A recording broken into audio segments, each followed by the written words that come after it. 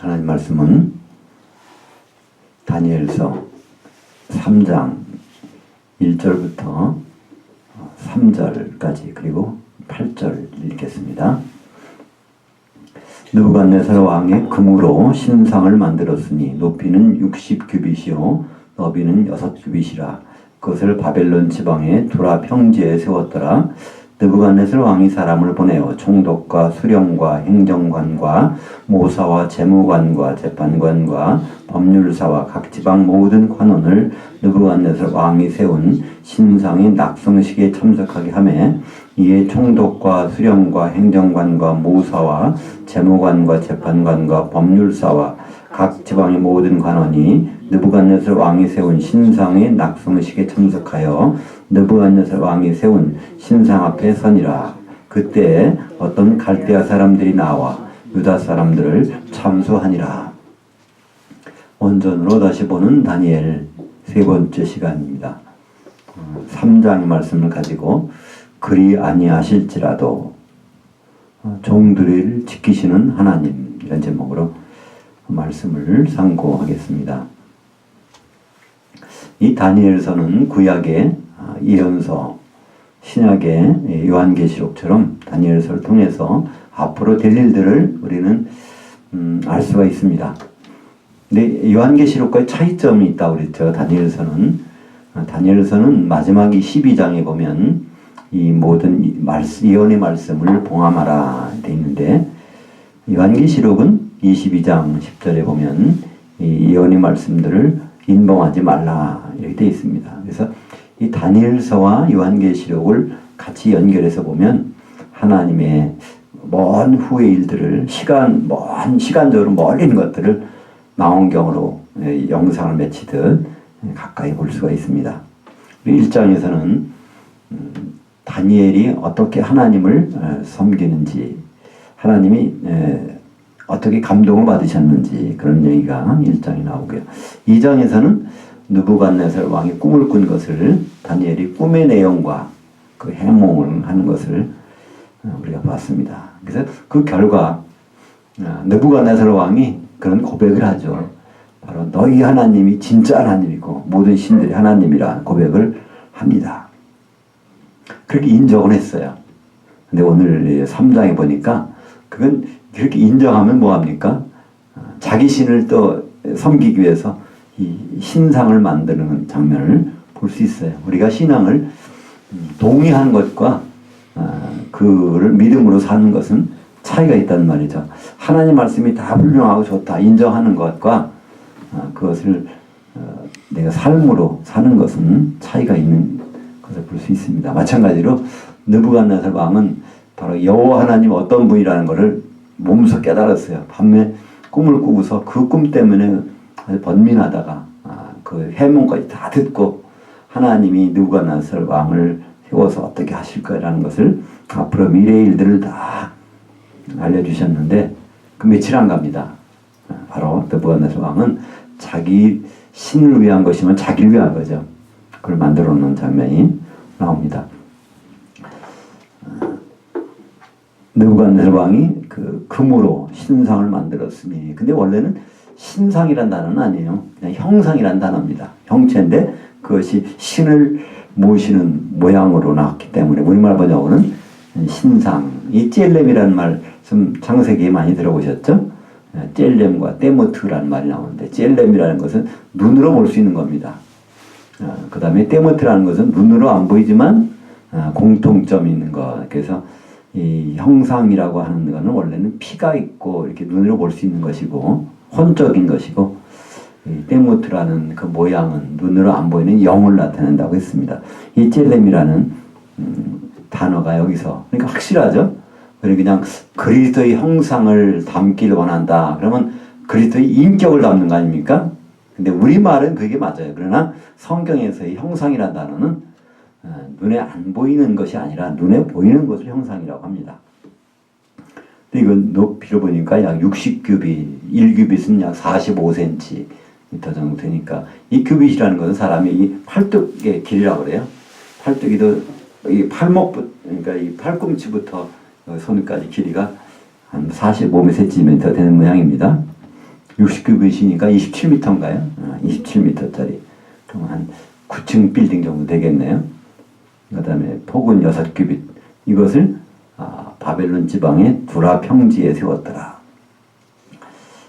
이 두라라는 곳은 어디인지는 밝혀지지 않았습니다. 평지라는 것만 밝혀졌어요. 바벨론 지방의 두라 평지에. 이 평지하면 생각이 나는 것이 있죠. 창세기 11장에 보면 이제 바벨탑을 쌓는 장면이 나오잖아요. 그때 평지에다 쌓습니다. 그러니까 하나님은 노아 홍수 후에 다시는 심판하지 않겠다. 물로 심판하지 않겠다 하시고 생육하고 번성의 땅이 흩어지라 그랬는데 그 말을 들은 사람들이 하는 것은 이제 바로 높은 탑을 쌓으면서 홍수가 나도 안전한 곳을 만드는 겁니다. 그리고 흩어지라고 했는데 흩어지지 않기를 작정을 한 것이죠. 그것이 바로 바벨탑을 쌓는데 그것이 바로 시날 평지에 쌓았다고 합니다. 이 위치는 아마 거의 비슷할 겁니다. 이 바벨탑이 있는 곳이나 이 바벨론이 위치한 곳은 거의 같은 지역이거든요. 그러니까 한번 이 평지를 생각해 보시죠. 평지가 어떤 것이었는가? 노아 홍수의 평지는요, 그 시체 덩어리가 많았을 거 아닙니까, 그죠? 낮은 지역이니까 이렇게 골짜기에서 모든 그러니까 시체 수십억, 수백 뭐 이렇게 짐승까지 포함하면 그 시체 덩어리가 다 모여 있는 것이 아마 그 평지일 겁니다. 거기다가 그냥 하나님을 대적하는 높은 탑을 쌓고 흩어지게 면하자 하는 것이 이제 처음으로 이제 하나님을 대적하는 장면인데 오늘 이제 느부갓네살 왕도 아마 비슷한 평지가 아닌가 생각이 되는데 거기다가 신상을 순금으로 신상을 만들었습니다. 그러니까 이 다니엘서에 나오는 이런 것들은 언젠가는요 다 요한계시록과 연관된 것들이 다 있습니다. 요한계시록 13장 14절 같이 보겠습니다. 짐승 앞에서 받은 바 이적을 행함으로 땅에 거하는 자들을 미혹하며 땅에 거하는 자들에게 이르기를 칼에 상하였다가 살아난 짐승을 위하여 우상을 만들라. 이제 앞으로 전 3년 반, 후 3년 반, 그때 이제 후 3년 반 들어가기 한 달 전쯤에 이 거짓 선지자가 땅에서 일어난 거짓 선지자, 땅이라면 교회니까 교회에 아주 특별한 지도자가 나타나서 이 짐승, 적그리스도를 섬기면서 그를 위해서 우상을 만드는 장면이 나옵니다. 이것의 그림자 모양 비슷한 것이 이제 오늘 다니엘서에서는 느부갓네살 왕의 우상을 만들어 놓는 장면이 나오게 됩니다. 그때 그 우상을 만들고 낙성식 하는 장면이 나와요. 그러니까 우상을 세우는 기간이 얼마 걸리는지 모르겠어요. 근데 요한계시록에 보면 전 3년 반, 후 3년 반 할 때, 그러니까 따지면 1260일 아닙니까? 3년 반이면. 그러니까 1260일, 1260일이야 되는데, 다니엘서 마지막에 가보면요. 후 3년 반이 끝나는 것이 1290일 만에 끝나요. 그러니까 후 3년 만이 1260일인데 1290일 만에 우상 세운 것이 끝난단 말이에요. 그렇다는 얘기는 우상을 세워서 준비해가지고 아마 낙성식까지 하는 것이 아마 30일 정도 되는 모양이에요. 일단 그 우상을 세우는 것, 저기 낙성식 장면이 이제 나옵니다. 그때 거기는 모든 사람들을 다 불러들였어요. 누구만 빼고요? 다니엘만 빼고요. 다니엘은 왕궁에 지금 혼자 남아있고 왕하고 모든 사람들, 그 중에는 다니엘의 세 친구도 불렀겠죠. 그 지방을 다스리게 했으니까. 거기서 이제 절하라는 겁니다. 그때 다 절을 하는데 다니엘의 세 친구 사드락, 메삭과 아벳느고는 이제 절을 하지 않습니다. 그런 내용이 이제 있는데 여기서 이제 프린트본에서는 그것을 생략을 했습니다. 그러니까 그래서 참소하는 장면이 나와요. 그것이 이제 8절에 그때 어떤 갈대아 사람들이 나와 유다 사람들을 참소하니라. 여기 그 낙성식에 들어간 고위 관리가 누구 있겠습니까? 사드락, 메삭, 아벳느고. 이들은 높은 사람이니까 거기 참석해야 될 거 아니에요? 이 사람들을 얘기할 것입니다. 근데 이제 여기서 느부갓네살은 당연히 화를 내겠죠. 이건 사실 신상에다 절을 않는다는 건 자기를 무시하는 거야 아닙니까? 결국은 다시 불러가지고 거기서 절을 지금이라도 절을 하라는 겁니다. 그러면서 능히 너희를 내 손에서 건져줄 신이 누가 있겠느냐? 그거 그냥 믿지 말고 절을 하라. 그렇지 않으면 풀무불에 집어넣어서 죽음을 당할 수밖에 없다는 것입니다. 이때 이 세 친구 사드락, 메삭, 아벳느고 이 세 사람은 유명한 말을 하죠. 우리가 섬기는 하나님이 계시다면 우리를 그 풀무불에서도 건져내시고 왕의 손에서도 건져내신단 말이에요. 근데 거기에 그렇게 하지 아니할지라도, 그래서 개역 성경에는 그리 아니하실지라도 이렇게 돼 있는데 그걸 제목으로 잡았습니다. 그렇게 하지 아니하실지라도 나는 왕을 섬기지도 않고 신상에 절을 하지 않겠다는 겁니다. 여기서 그렇게 하지 아니하실지라도 그 배경이 뭘까요? 그거는 바로 지금 세상이 다가 아니라는 거죠. 그죠?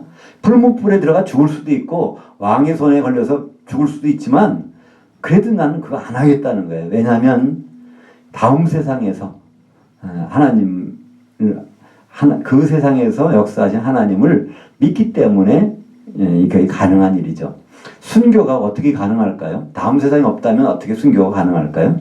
우리가 이 세상에서 사는데 왜 이렇게 나약하고 힘이 없고 좀 피곤하고 이렇게 뭐랄까 이렇게 권태가 올까요?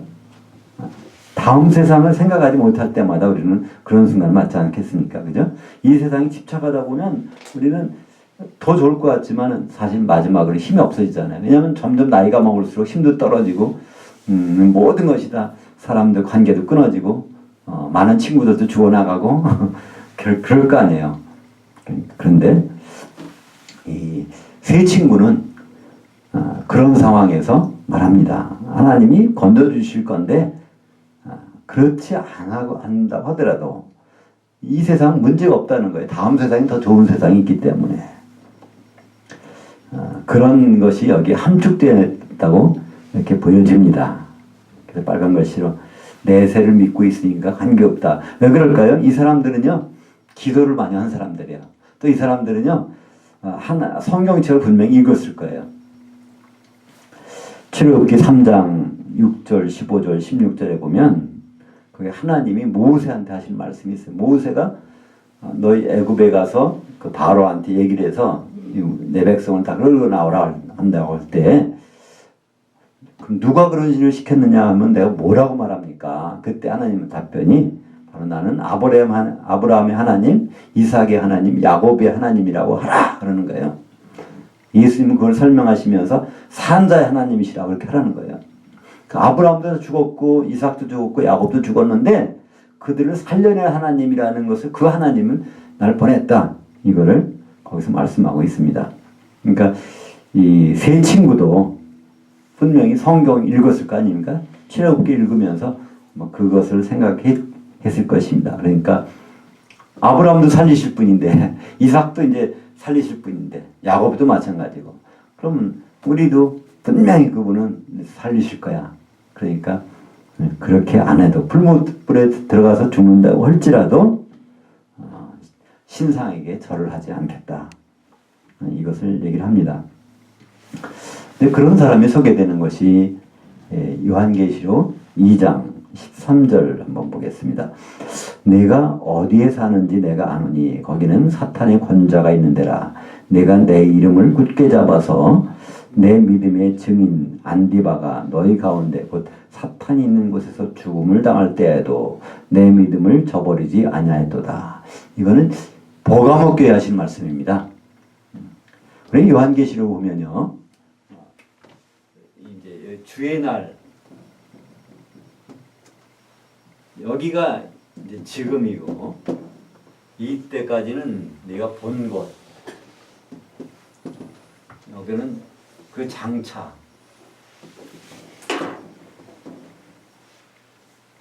요한계시록 계시록 1장 19절에 보면 요한에게 말합니다. 네가 본 것과 또 지금 있는 일과 장차될 일을 기록하라. 그러면서 이제 본 것에 대해 설명이 바로 2장과 3장이 나오잖아요. 교회에 대해서. 그러니까 그 2장과 3장에 있는 내용들은 사실 사도 요한 때는 없었던 일이에요. 그죠? 사도 요한은 지금 여기 반모섬에서 AD 한 96년경에 요한계시록을 기록하고 있거든요. 요한계시록. 그럼 교회에서 쭉 일어나는 일들은 본 적이 없어요. 그것은 이제 시간적으로 딱 여기 가서 있다 보니까 그때는 이미 본 것입니다. 주의 날로 가서 보니까 그때 각 교회 모습들을 설명하는데 그중에 버가모의 교회의 모습이 바로 거기에 나오는 것이죠. 내가 어디에 사는지 내가 아노니. 버가모 교회가 지금 어디 있다고요? 사탄의 권좌가 있는 데로. 교회인데 교회가 사탄이 여기 거기서 자리 잡고 있다는 거예요. 지금 교회 시대 여기엔 사실은요 사탄이 자리 잡고 있는 교회가 있다는 겁니다.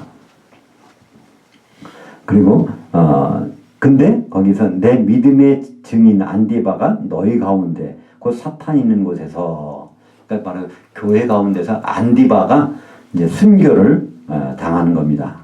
그때 내 믿음을 버리지 아니하였도다. 그래서 사실 안디바가 누군지에 대해서는요 아무도 몰라요. 안디바가 누굴지. 근데 안디바는요 안티파스. 안파스라는 것은 all이라는 뜻입니다. 모든 것. 안티는요 거기에 against.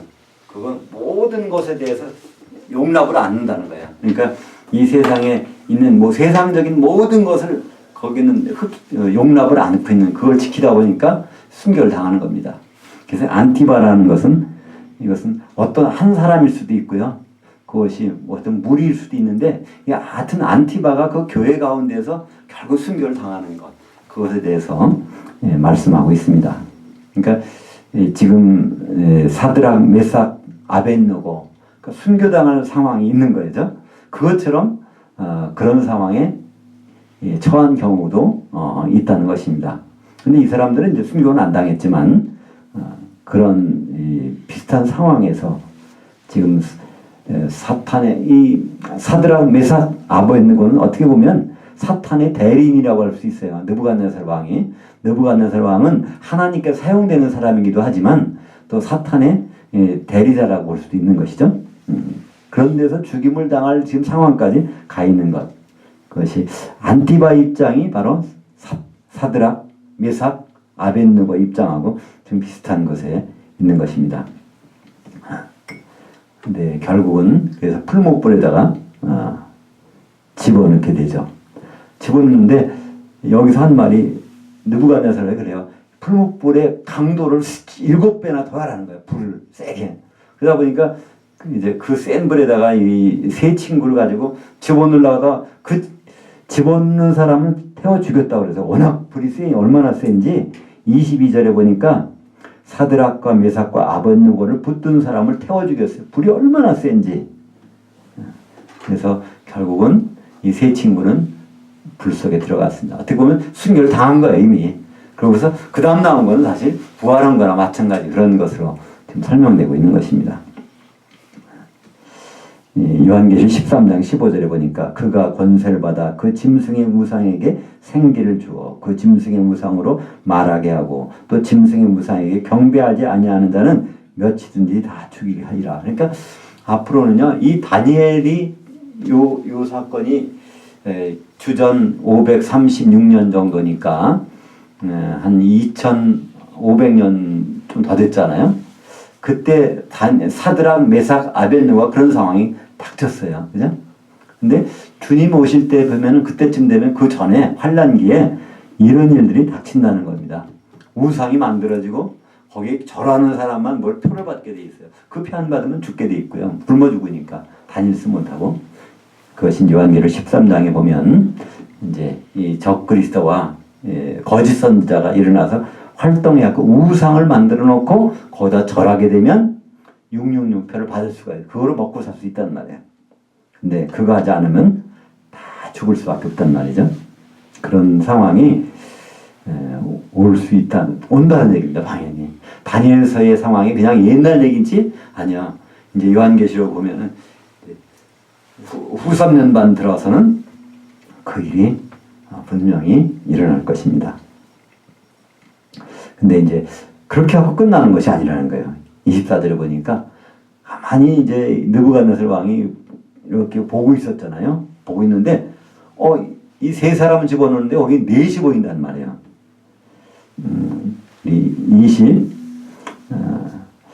24절부터 27절까지 한번 읽겠습니다. 그때 느부갓네살 왕이 놀라 급히 일어나서 모사들에게 물어 이르되 우리가 결박하여 불 가운데 던진 자는 세 사람이 아니었느냐 하니 그들이 왕에게 대답하여 이르되 왕이여 올소이다 하더라. 왕이 또 말하여 이르되 내가 보니 결박되지 아니한 네 사람이 불 가운데로 다니는데 상하지도 아니하였고 그 넷째의 외형은 신들의 아들과 같도다.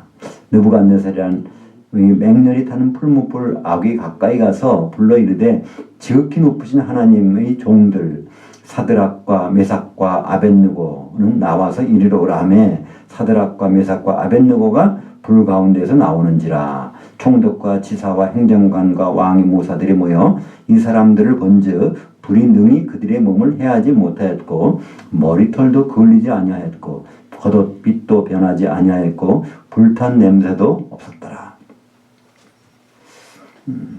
그러니까 결박되지 아니한 사람, 결박해서 집어넣는데 들어가서 보니까 다 결박을 클러졌어요. 어떤 사람이 있어가지고. 근데 느부갓네살 왕이 딱 보니까 이게 신들의 아들 같다는 거예요. 그래서 신들이라고 우리말 번역했는데 그건 엘라힌이라고 되어 있습니다. 엘라힌. 그러니까 이 히브리 말로는요, 우리 삼위의 하나님을 엘로힘이라고 그러죠. 엘로힘. 이게 복수입니다. 근데 아람어로는요, 이거를 엘라힌이라고 그럽니다. 엘라힌. 그러니까 이 삼위 하나님을 나타내는 겁니다. 하나님의 여호와 하나님의 그 아들 같은 분이 거기 있다는 거예요. 그 안에 나타났다는 것입니다.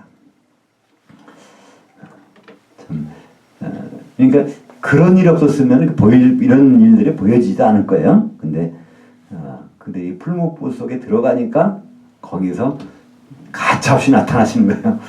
딱 이제 우리도 정말 풀무불 속에 들어가는 자진해서 그죠?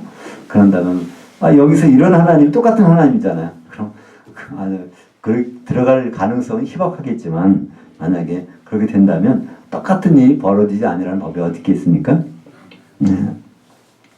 그래서 그 몸을 해하지도 못했고 불탄 냄새도 안 났다는 것입니다.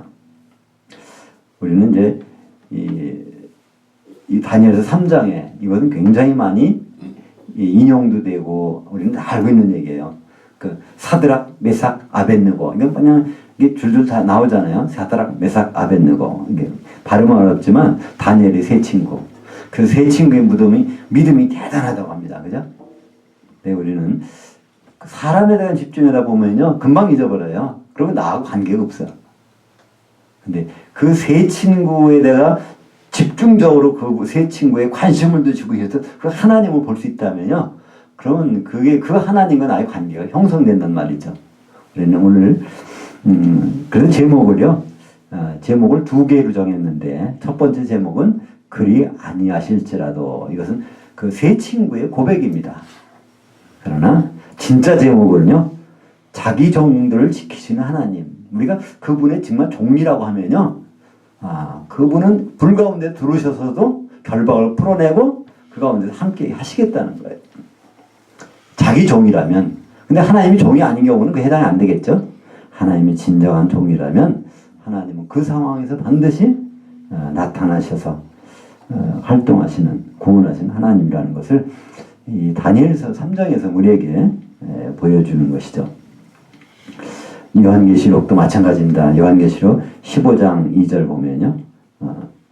2절과 2절 전체를 보면 또 내가 보니 불이 섞인 유리바다 같은 것이 있고 짐승과 그의 우상과 그의 이름의 수를 이기고 벗어난 자들이 유리바다 가운데 서서 하나님의 거분고를 가지고 하나님의 종 모세의 노래 어린 양의 노래를 불러 이르되 주 하나님 곧 전능하신 이여 하시는 일이 크고 놀라우시도다.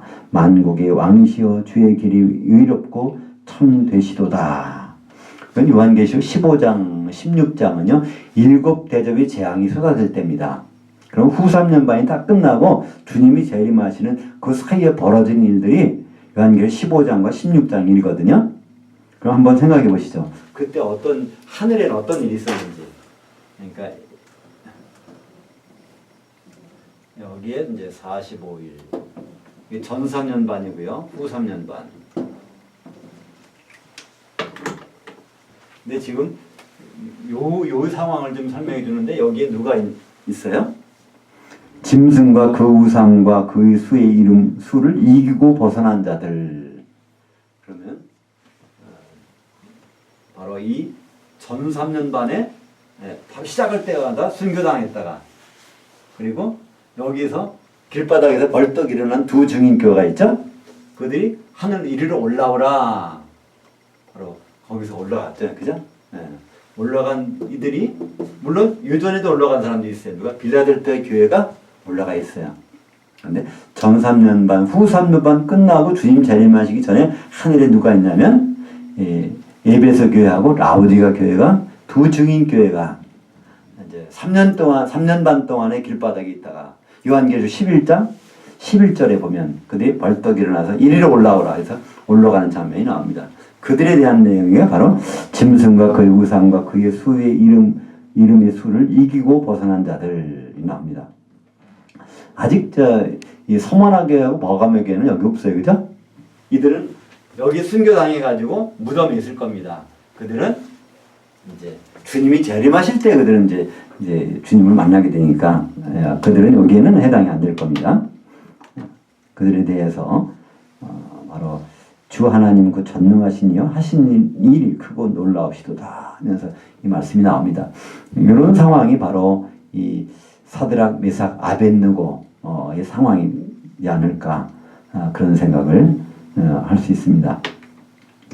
근데 이런 일이 나오고 나니까 사실은 느부갓네살 왕의 입장에서는요, 느부갓네살 왕은 항상 사탄 편에 사용되기도 하고 하나님 편에 사용되기도 하고 그 양쪽 왔다 갔다 사용되는 거예요. 네, 여기서 이 일이 있고 나니까 느부갓네살이 어떻게 바뀌는지 한번 보실까요? 28절부터 30절까지 같이 읽겠습니다. 느부갓네살이 말하여 이르되 사드락과 메삭과 아벳느고의 하나님을 찬송할지로다. 그가 그의 천사를 보내서 자기를 의뢰하고 그들의 몸을 바쳐 왕의 명령을 거역하고 그 하나님 밖에는 다른 신을 섬기지 아니하며 그에게 절하지 아니한 종들을 구원하셨도다. 그러므로 내가 이 조서를 내리노니 각 백성과 각 나라와 각 언어를 말하는 자가 모두 사드락과 메삭과 아벳느고의 하나님께 경솔히 말하거든 그 몸을 쪼개고 그 집을 거름터로 삼을지니 이는 이같이 사람을 구원할 다른 신이 없음이니라 하더라. 왕이 드디어 사드락과 메삭과 아벳느고를 바벨론 지방에서 더욱 높이니라. 그러니까 결국 느부갓네살 왕은요, 자기를 높이려고 신상을 만들었는데 결국은 하나님을 높이게 돼요. 하나님을 찬송하게 되는 것을 볼 수 있습니다. 그리고 아예 왕이 조서까지 내려가지고 이 하나님을 섬기는 사람, 잘못하는 사람 다 큰일 난다는 겁니다. 오히려 이 풀무불의 그 일, 우상을 만들어 섬기게 하는 그 일이 나중에는 하나님을 섬기게 하는 길로 바뀌어지는 것을 볼 수 있습니다. 여기에 우리는 느부갓네살을 통해서 뭘 한번 생각해 볼 수 있습니까?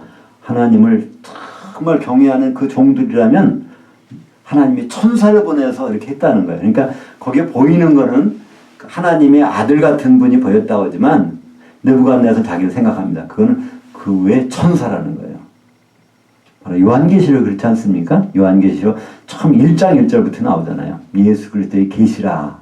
하나님이 속히 될 일을, 반드시 속히 될 일을 그의 종들에게 보이시려고 그의 천사를 보내서 이걸 다 증거하게 하셨노라. 그러니까 그의 천사를 보내서 마지막에도 요한계시록 마지막 22장에도 바로 그의 천사를 보내서 그의 종들에게 나 예수는 바로 내 천사를 보내서 그의 종들에게 보이시려고 이걸 했다. 그러니까 하나님은 진짜 종이라면요 보여주신다는 거예요. 무슨 반드시 될 일들을 보여주시기 위해서 그게 나타나신다는 것을 느부갓네살 왕은 여기서 얘기합니다. 진짜 사드락, 메삭, 아벳느고는 정말 하나님 여호와 하나님이 종인가 봐. 왜냐하면 그의 천사가 나타나서 그 위급한 상황에서 구원해 주신 것을 보니까 그 하나님은 지금 이제 한 2000 한 거의 500년이 좀 더 지났죠. 지금도 똑같은 하나님이잖아요, 그죠? 사드락과 메삭과 아벳느고의 하나님은요. 무슨 일이 있을 때 정말 종이라면 그의 천사를 보내서 이런 일을 알게 하시고 인도하시는 것을 볼 수 있습니다. 그러니까 요한계시록 1장 1절 보겠습니다. 예수 그리스도의 계시라 이는 하나님이 그에게 주사 반드시 속히 일어날 일들을 그의 종들에게 보이시려고 그의 천사를 그의 종 요한에게 보내어 알게 하신 것이라. 마지막에 결론 22장 6절에도 같은 말씀이 있어요. 그때는 예수님이 자기 신분을 밝히시죠. 나 예수는 하면서 이렇게 했다고 그 말씀을 밝히십니다. 그의 종들에게 보이시려고. 그러니까 그의 종들이 그냥 당하고 있는 것을 주님은 결코 좌시하지 않는다는 것을 말씀하고 있죠. 요한계시록 19장 2절 그의 심판은 참되고 의로운지라 그녀의 음행으로 땅을 더럽게 한 큰 음녀를 심판하사 자기의 종들의 피를 그녀의 그 음녀의 손에 갚으셨도다. 그래서 그 음녀라는 것은요 타락한 교회 연합이죠. 큰 성 바벨론이고 그러니까 그 종들을 피 흘리게 하고 종들을 핍박하는 것은요 세상 사람들이 아니라는 거예요. 누가 하죠? 그 음녀가 그렇게 한다는 것입니다. 세상적으로 타락한 교회가 거기에 있는 사람들을 핍박하고 심지어는 순교를 당하게 이렇게 한다는 것을 말씀하고 있죠. 근데 하나님은 그걸 다 갚아주시겠다는 겁니다. 요한계시록 19장 5절을 보면요. 그러면 과연 하나님이 종이 누군가를 정의를 내려주고 있습니다. 하나님이 종은요. 작은 자나 큰 자나 하나님을 경외하는 자가 하나님이 종이에요. 목사님만 종이고 또 그죠? 그러니까 선교사님만 종이고 하나님 일하는 자만 종이 아니라 성경에서 정의, 특별히 요한계시록에서 계시록의 주의 종의 정의는 하나님 종의 정의는 하나님을 경외하는 자입니다. 이 경외한다는 것은요. 무서워한다는 거예요. 두려워한다는 것입니다. 그러니까 하나님이 너무 두려워서 하나님의 두려움으로부터 내가 벗어날 길이 없는가 그것을 찾는 사람이 바로 진짜 하나님을 경외하는 사람이죠. 그 길은 다른 길은 없나니 예수 그리스도밖에 없다는 것을 그러니까 정말 하나님을 두려워하는 사람은 예수님을 안 믿을 수가 없어요. 근데 왜 예수님을 안 믿을까요? 하나님 두렵지 않으니까 안 믿는 겁니다. 정말 하나님을 정말로 두려워하는 자 정말 하나님이 내가 생각하는 정도가 아니라 그분은 정말 죄가 아무리 작아도 용서를 할 수 없는 분이에요. 큰 바위 덩어리나 이 모래나 물에 떨어지면 가라앉는 건 똑같아요. 모래는 안 가라앉고 돌만 가는 게 아니에요. 죄가 조금만 있어도 우리는 하나님의 심판에서 벗어날 수가 없단 말이에요. 근데 그 유일하게 그것을 벗어나서 유일한 길은 바로 예수 그리스도의 피밖에 없는데 예수 그리스도의 피가 안팎에 발려진 것은요 교회밖에 없다니까요. 노아 방주 역청으로 안팎을 칠하라. 그때 그 역청이라는 단어는 코페르라고 해서 목숨값, 피값이란 뜻이냐. 피값으로 발려진 곳에만 들어가야 이것이 구원받았다는 확증이 나오잖아요. 8식구가 구원받은 것은 그 피값으로 칠해진 그 방주밖에 없었습니다. 이것을 아는 사람들 교회에 안 들어올 수가 없는 것입니다. 나 혼자 나만 믿으면 되지. 그게 아니에요. 내가 혼자 믿으면요. 물론 정말 믿었다는 것이 하나님의 그 보시기에 정말 믿었다면요. 생명책 이름이 있을 거예요. 그럼 마지막에 지옥만은 안 가죠. 그러나 주님이 재림하실 때 오실 때 공중에 나타나실 때 그때 그 혼인잔치에 들어가는 그 유일한 길은 바로 이 교회밖에 없습니다. 오늘 오전에 예배에 나눈 말씀대로 그것을 바로 성경에는 좁은 문이라고 그러죠. 하나님이 그 뜻을 행하는 것, 그것은 바로 좁은 문이지만 그거밖에 없죠. 그것은 누가 거기 들어갈 수 있어요? 하나님을 정말 무서워하는 자, 두려워하는 자. 하나님은 죄가 털끝만큼 있어도 용서 안 하시는 분. 그러나 바로 예수님의 피를 바르면 그분은 그걸 보실 수가 없어요. 하나님이 참 능력이 많으신데 하나님이 못하시는 게 있어요. 예수님 피가 발려지면 그 속을 침투를 보질 못하세요. 그런 장소가 바로 교회입니다. 음부의 권세가 이기지 못하는 것, 그 교회. 그거는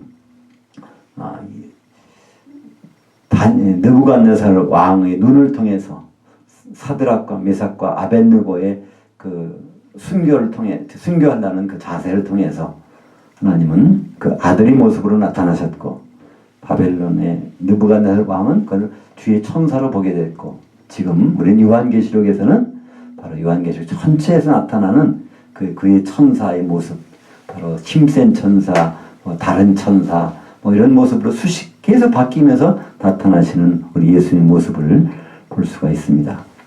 우리가 단 이 세 친구가 고백한 것처럼 그리 아니하실지라도 불못불에서 안 건져주시고 왕의 손에 죽게 하실지라도 관계없다는 거예요. 왜냐하면 그 뒤에 하나님이 계획이 있으시니까. 우리가 하나님의 영원한 계획을 가지고 있다면 이 세상에서 사는 삶에서 하나님이 그리 아니하실지라도 하나님께서 우리를 축복하시고 인도하시고 잘되게 하시겠지만 그렇게 하지 아니하실지라도 우리는 걱정이 없다는 거예요. 그 세계가 보이기 때문에. 누구에게요? 하나님을 경외하는 자에게. 바로 예수님 안에 들어와 있는 자에게 그것은 당연한 일입니다. 왜냐하면 자기 종들을 지키신 하나님이라는 것을 느부갓네살 통해서 우리에게 보여주고 계시기 때문에 그렇습니다. 기도하겠습니다.